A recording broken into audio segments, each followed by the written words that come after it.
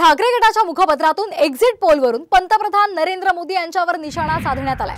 4 जूनला हुकुमशाहीचा अंधकार दूर होणार, तसंच इंडिया आघाडी 295 ते 310 जागा जिंकणार असा विश्वास ठाकरे गटाच्या मुखपत्रातून व्यक्त करण्यात आलाय।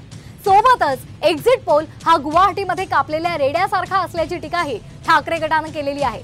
तसंच मोदी है तो इंडिया आघाडीचा विजय हा 100% मुमकिन है असं मोदी जात आहेत, हा 4 जूनचा खरा निकाल आहे असं ठाकरे गटाने म्हटलेलं आहे।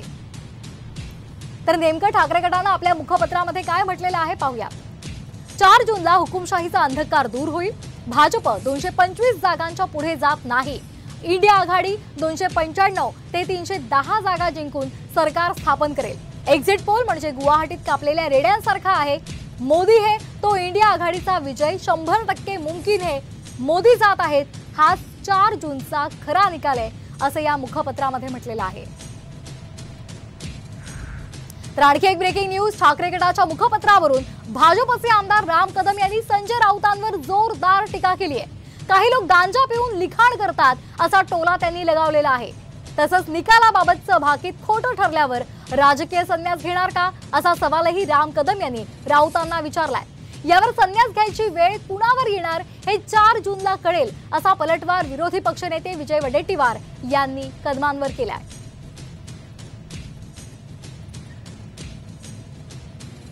रात्री हातभट्टीची घेऊन अग्रलेख लिहितात का गांजा पिऊन अग्रलेख लिहितात त्यांचं त्यांनाच ठाऊक। उद्या बरोबर दुपारी 3 वाजता कळेल। वसुलीबाज लोकांच्या छाताडावर पाय ठेवत मोदीजी पुन्हा येणार। खोटं बोललात म्हणून उद्या मोदीजींपुढे तुम्ही लोटांगण घालणार का, हा आमचा सवाल आहे। गांजा कोण पित होते हे महाराष्ट्राला माहीत आहे। काही लोक आता सोडल्यानंतर गांजाची आठवण वारंवार करत असतील तर त्यांना लकलाभ आहे। त्यामुळं ज्यांना जे सवय आहे ते बोलत असतील कदाचित त्याच्यातून, परंतु निकाल हा इंडिया आघाडीचा लागेल। आता संन्यास बिन्यास राजकीय कोणाला घ्यायची पाळी येईल